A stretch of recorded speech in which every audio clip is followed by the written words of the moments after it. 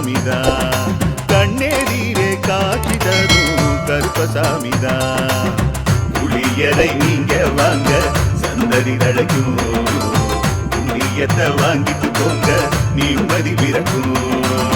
புளியரை நீங்க வாங்க சந்ததி தழைக்கும் புண்ணியத்தை வாங்கிட்டு போங்க நிம்மதி பிறக்கும் வெள்ளை குதிரை ஏறி வரும் கருப்பசாமிதான் வெற்றி மாலை சூடி வரும் கருப்பசாமிதான்